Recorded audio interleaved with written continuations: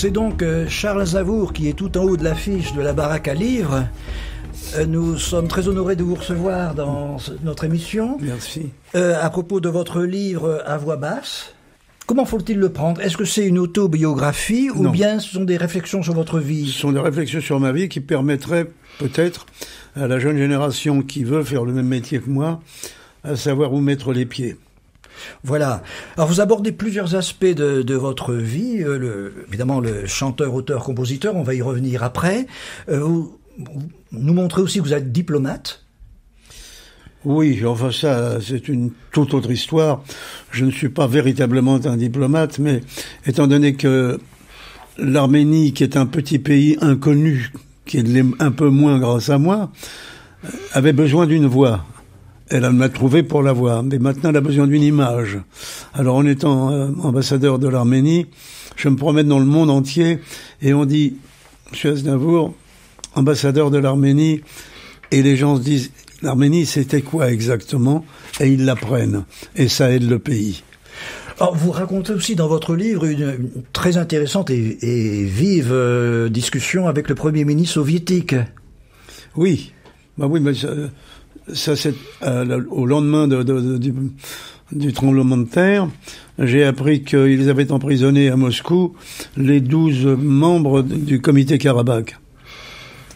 À l'époque, c'était mal vu. Et quand j'ai appris ça, je devais rentrer en France. J'étais en pullover, j'étais pas habillé pour aller au Kremlin. Et j'ai dit, je prends un avion et je pars discuter avec le Premier ministre soviétique. 48 heures plus tard, les 12 sortaient de prison. Et l'un d'eux est devenu le premier président de l'Arménie libre. Ah, c'est formidable, ça. Par contre, on est étonné que vous parliez quasiment pas, à 2 petites reprises, de votre carrière de comédien, d'acteur.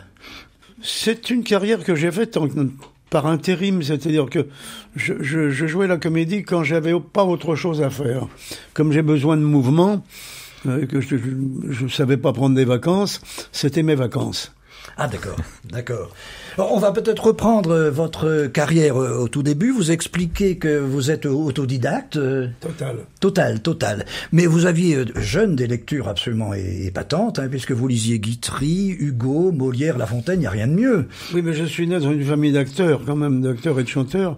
Alors quand je suis venu en France, étant donné que je ne lis pas et que je n'écris pas l'arménien, je parle simplement, je me suis débrouillé pour trouver les livres qui pouvaient me faire connaître mieux notre métier, surtout en France. Et je suis tombé donc sur ce qu'il y a de meilleur. D'abord, je citerai pas Molière. Pour moi, toutes les classes devraient apprendre Victor Hugo. La diversité de Victor Hugo, ça peut apporter tout ce qu'on veut. On peut écrire, on peut faire des scénarios, on peut écrire des chansons, on peut faire de la poésie, il a tout fait. Bon, à côté de ça, j'avais Molière, Racine, Corneille, La Fontaine, bien sûr, Guitry, bien sûr. Je crois que voilà mes maîtres, c'est ceux-là. Ce sont des bons maîtres. Oui, je crois. Oui. Vous racontez que vous avez ensuite des débuts assez difficiles. Très difficiles. Très difficiles. Vous dites que votre premier succès est de 54, c'est ça? Ah non, avant, premier succès d'auteur, c'est 44. 44, c'est ça, oui. Mais vous citez dans votre livre « Viens pleurer sur mon épaule » 54, premier grand succès. Ah oui, c'est ça, oui. C'est ça, oui. Mais avant ça, j'avais Sur ma vie aussi. Ah, c'était avant, c'est ça, oui. Avant, c'est ça. Oui. Puis Le Feutre Topé, c'était un succès aussi. Ça, c'est bien avant. Bien avant. C'est une autre, ça, c'est les années, début des années 40. Tout à fait. Ça doit être 41, 42, non? C'est vos années jazz, ça. Oui, voilà. Au début de votre carrière, on vous a affublé et vous les citez, de surnoms assez désagréables, je crois, non? Oui. Bon, non, il y en a qui n'étaient pas désagréables, il y en a qui... on avait dit un caleçon court. Oui. Non, ça, c'était pas désagréable. Non. Non. Méchant, en plus. Oui. On a dit aussi... l'enroué vers l'or. Voilà. Je me souviens pas des autres, il y en a eu beaucoup. Vous citez ceux-là, comme ça, beaucoup de sympathiques. Hein. Oui. Ça, c'est les humoristes. Les humoristes ont toujours été sympathiques. Voilà. La critique a été très mauvaise. Ah bon. En revanche, vous avez assez souvent la dent dure sur le milieu de la chanson, du showbiz, hein, assez souvent, hein, notamment au milieu de votre livre, vous êtes sévère. Je suis sévère avec certaines émissions qui ont des titres trompeurs, mais pas sévère avec l'émission, parce que on parlait de Star Academy, qui était une excellente émission de variété, mais qui n'était pas c'est pas une académie. Alors c'est trompeur, ce qui fait que les jeunes, ils avaient l'impression que, en passant les 4 mois en question chez les académiciens, entre guillemets, ils allaient réussir et devenir des stars. Il n'y a pas eu beaucoup de résultats. Vous attaquez aussi aux parasites qui encombrent oui, il faut faire très attention.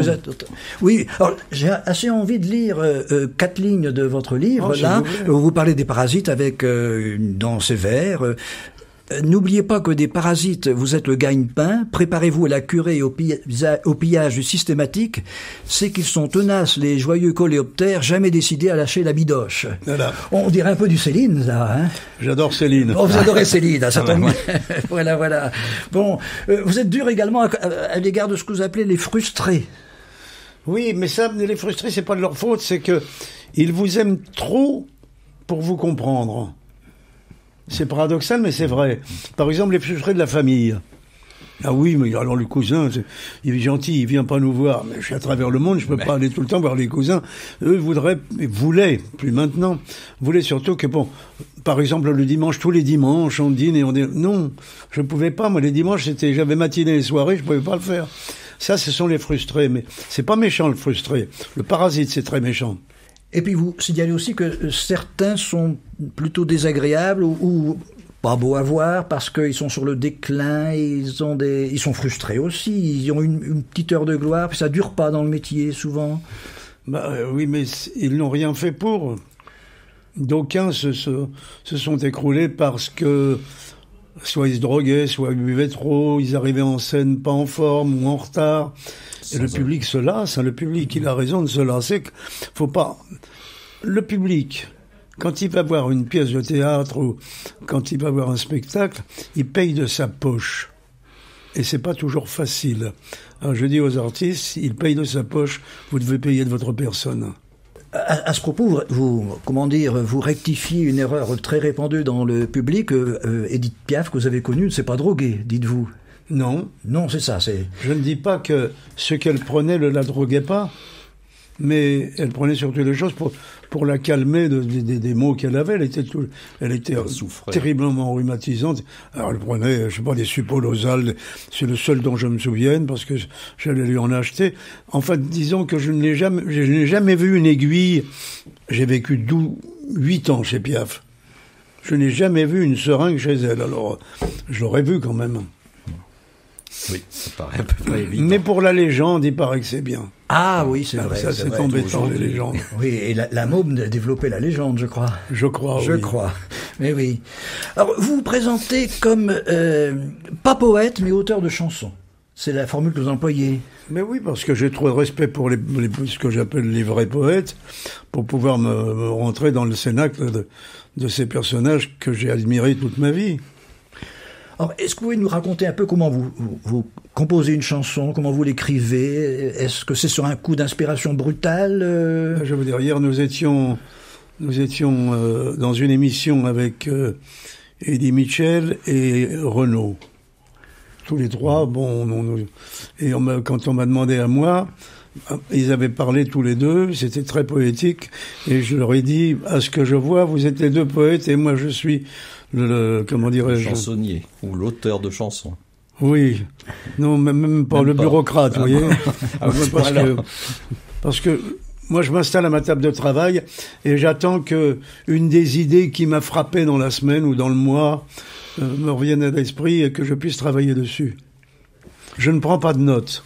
Vous prenez pas de notes? Non. Je veux que ça mûrisse dans ma tête. Prendre des notes, on ne sait pas ce qu'on a écrit, on ne sait pas ce qui suivrait. Alors je ne prends pas de notes. Laissez mûrir. Vous laissez mûrir. Oui. Voilà. Alors vous distinguez dans votre carrière d'auteur, compositeur, chanteur, 3 périodes. La période jazz, dont on a parlé, puis une période plus sentimentale, je crois, c'est ça? Oui. Oui. Et les faits de société. Et l'effet de société, c'est ça, oui. Ça, c'est aujourd'hui. C'est la dernière période. C'est la dernière période, c'est ça. Ce qui ne m'empêche pas de toucher aux autres périodes. Bien sûr. Enfin, ça fait 3 périodes qui se marient parfaitement bien. Bon, est-ce que vous avez une préférence pour une nouvelle période? La dernière, sans doute? Oui, toujours. Non, la toute première m'intéresse aussi parce que probablement c'est celle qui est la plus, comment dirais-je, libre. Ah oui. Je me préoccupais moins de la manière de l'écrire, plus de l'idée que j'avais. Tandis qu'aujourd'hui, je fais très très attention à la manière de l'écrire. Ah oui. Et qu'est devenu votre compère Pierre Roche?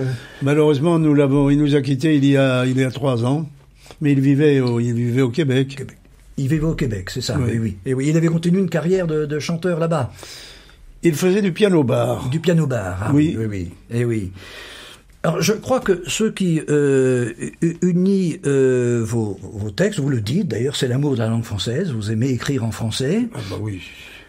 J'aurais pu essayer d'écrire dans d'autres langues.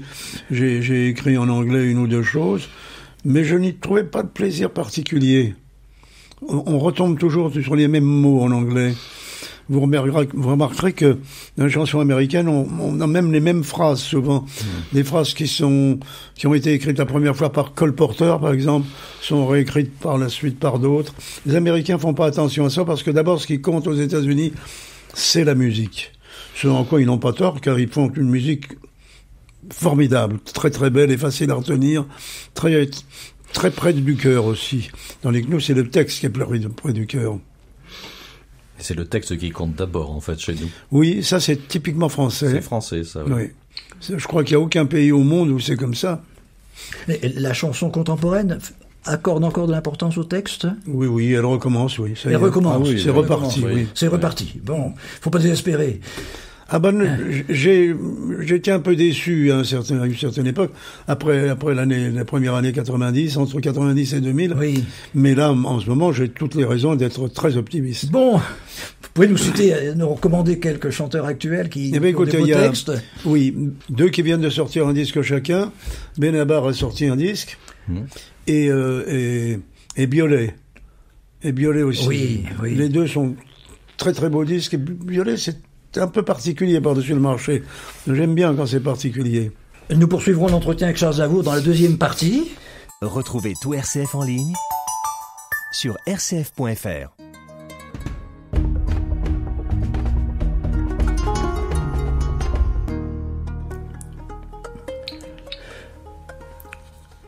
Or, la Baraque à Livres reçoit aujourd'hui Charles Aznavour. Dans la première partie, nous avions terminé en parlant de votre amour de la langue française et des textes. Vous vous sentez français? Vous vous sentez arménien? Non, je me sens les deux. Mais je suis tout d'abord français, c'est normal, parce que mon éducation est française. Je ne sais pas écrire l'arménien, je ne sais pas lire l'arménien. C'est-à-dire que moi, ce que je connais de la poésie arménienne, c'est parce que mes parents nous ont récité, mais sinon je connais aucune poésie par cœur. Aucune poésie par cœur. En arménienne, non, aucune. Mais vous parlez arménien, donc... Oui, je parle couramment l'arménien. Couramment l'arménien, c'est ça, oui. Mais vous vous sentez très français. Oui. Avec cette chance d'avoir une seconde culture, et 2 cultures, c'est enrichissant. Oui. Votre livre est donc consacré essentiellement à des réflexions sur votre carrière, et vous donnez non pas des conseils, vous dites des témoignages aux jeunes chanteurs, c'est ça? Des avis aussi. Des avis, c'est ça, mais pas des conseils. Non, j'aime pas le conseil. Les conseilleurs, comme on dit, ne sont pas les payeurs. Oui. Ce qui me paraît remarquable dans vos conseils que vous donnez, c'est ce mépris de la gloire et cet amour du travail. Vous opposez les deux. Ça n'est pas vraiment un mépris de la gloire, mais disons, je veux pas vivre glorieux. Voilà. Je trouve que c'est ridicule d'aller se coucher le soir en disant je suis grand, je suis beau, je fais du succès. C'est totalement ridicule. Alors on ne penserait plus à autre chose. Moi, quand je me mets au lit, je lis. Voilà. C'est ça la vérité. Et il y a aussi cette façon que vous exprimez de votre travail, c'est un enfermement. Quand vous dites qu'il y a une espèce d'inspiration qui se prépare, vous enfermez, et là les mots viennent et vous cherchez à faire votre texte. Alors les mots viennent et ils ne sont pas toujours ceux que je veux.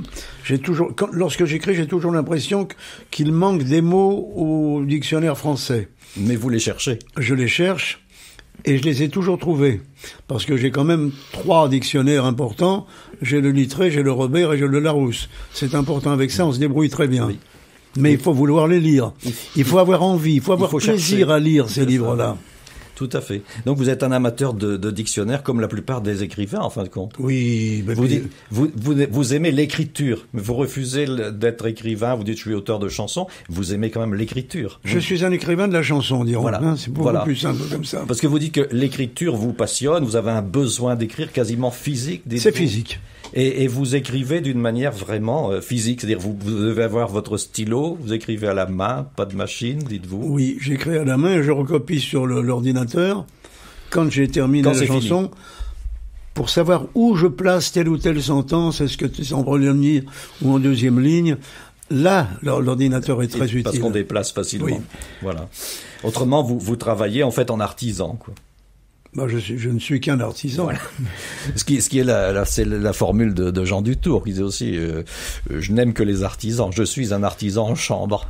Les chevaliers disaient la même chose. Chevalier aussi, mais c'est... Et je crois que c'est de Valérie, la première la formule. C'est Valérie que Valérie, ça peut peut-être même remonter peut-être avant. Peut-être, ça remonte peut-être à Sénèque, c'est possible. C'est possible.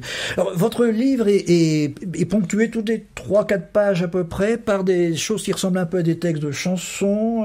Oui, c'est quelquefois des textes de chansons d'ailleurs. Oui, mais pas abouti. Pas abouti. Des ébauches. Oui. Ah, une fois, c'est le texte d'une chanson, une fois. Je ne sais plus laquelle d'ailleurs. Une citation. Une citation, une fois, oui. Mais les autres fois, non. C'est des chansons inabouties. Alors, le but, c'est d'aérer le texte ou de... C'est-à-dire qu'on ne peut pas toujours dire il faut ceci, ne faites pas cela, faites cela. Ouais. Il faut quand même aérer. Il faut pas, parce que sinon, ça encore une fois, je donne l'impression que je me prends très au sérieux, ce qui n'est pas vrai. Voilà, il y a beaucoup d'humour d'ailleurs dans votre livre. En particulier, il y a une chose qui m'a frappé et que vous osez dire, vous dites d'ailleurs, j'ose le dire, l'occupation pour vous c'était une période romanesque. Nous étions jeunes. Voilà. Et jeune, c'est romanesque. Voilà. Mais ça ne nous a pas empêchés de nous révolter. Bien évidemment. Parce que la jeunesse a le droit de se révolter aussi. Mais le romanesque comprend la révolte, d'ailleurs. Absolument. Tout à fait. Mais d'ailleurs, un jeune qui ne se révolte pas, c'est un petit peu un caramel mou. Hein. Sans doute. Alors, je crois qu'il y a un de ces textes de chansons inabouties. C'était pas des résumés à apprendre par cœur, je suppose. Non. Non, pas du tout, pas du tout. Il y en a un que j'ai envie de lire parce qu'il a l'air de résumer quasiment tout ce que vous avez envie de dire ou de témoigner aux jeunes. C'est le texte de la page 176. Vivre, survivre, prendre de l'âge et non vieillir, garder ses facultés claires et à vif, un regard perçant, une ouïe fine, attentive à tous les bruits, rumeurs et harmonie et discussions de toutes sortes, être et non paraître, domestiquer ses folies et ses fantasmes, ne rien faire en fonction des autres, si possible rester soi-même, garder la tête froide devant les flatteurs, être enfin son propre juge. Oui, je crois. C'était pas fait pour faire une chanson. Non, c'est pas une chanson. C'est une série de formules, en fait, aphoristiques. Oui, c'est ce qui me passe par la tête. Oui, mais ça serait... Mais elle forme un ensemble de sagesse. Oui. Parmi tous ces remarques de sagesse, quelle est celle qui vous paraît la plus capitale?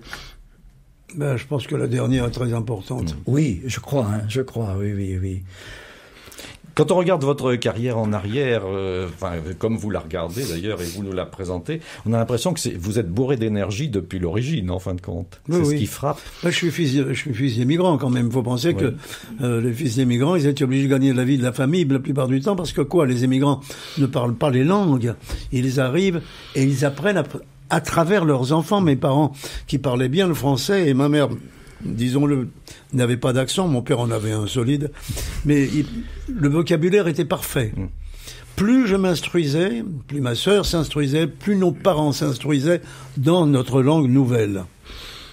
Mais l'énergie, c'est pas seulement le fait de devoir se battre, c'est une démarche intérieure en fait. Vous avez ça fait partie aussi de l'optimisme. Oui, je pense. Vous avez une conviction que la vie vaut la peine d'être vécue. D'ailleurs, vous le dites à la fin. Je crois que c'est dans les dernières pages. Moi, je trouve que c'est un crime de se suicider. On vieillit, mais la vie reste passionnante. Ah oui, absolument. Et ça, c'est cette énergie. Quand on me demande si j'ai peur de la mort, je dis non, j'ai pas peur de la mort. J'ai peur de ne plus vivre. Oui, c'est pas la même chose. pas du tout la même chose. Pas du tout la même chose. Et c'est la vie, évidemment, qui compte. Vous dites à un moment que un grand ami dans la chanson, c'était Gilbert Bécaud. Oui. Et vous l'avez connu de près ou intimement, ou il vous a soutenu? Oui, non, mais je l'ai connu très tôt. En plus, je l'ai connu à partir du moment où je suis rentré en France. Je vivais au Canada, je suis rentré en France. Et lui était le pianiste de Pils. Ils étaient venus présenter une chanson qu'ils avaient écrite à Edith Piaf. Oui. Pils est resté mari. Et Gilbert est devenu mon ami, quoi. Voilà. Ouais, comment les choses se sont On a écrit des chansons ensemble à ce moment-là. Très bien. Vous parlez aussi de la religion d'une manière étonnante, parce que vous dites je doute comme tous les athées, mais en même temps je suis prêt à admettre l'idée de Dieu. C'est un jour sur deux, pour ainsi dire. Voilà. Mais est-ce que un bon catholique n'est pas quelqu'un qui doute aussi? Certainement. Je suis absolument certain. Bien sûr. En se disant je doute, mais j'espère que j'ai tort, d'une part, et d'autre part, en se souvenant de certaines choses intéressantes, les derniers seront les premiers. Voilà, tout à fait. Il y a des valeurs en quelque sorte qui nous soutiennent. Ce qui fait que si l'on n'a rien fait de mal sur Terre, et que si Dieu existe, quelle que soit sa forme, parce que je ne vois pas moi un grand barbu, mais s'il existe, il me prendra par la main, il me dira bon, rentre ici mon fils, puisque tu t'es bien conduit. Il y a un lien aussi très fort avec l'église arménienne. Vous dites je suis de l'église arménienne et je resterai toujours de l'église arménienne. L'église arménienne est la première église catholique. Chrétienne. Chrétienne de l'histoire. C'est 300 et quelques. Hein. Oui. Les premières églises sont là-bas. Oui. Elles sont sublimes d'ailleurs. C'est les plus anciennes, oui. Ça vaut vraiment la peine d'aller visiter les couvents et les églises d'Arménie, c'est ce qu'il y a de plus beau.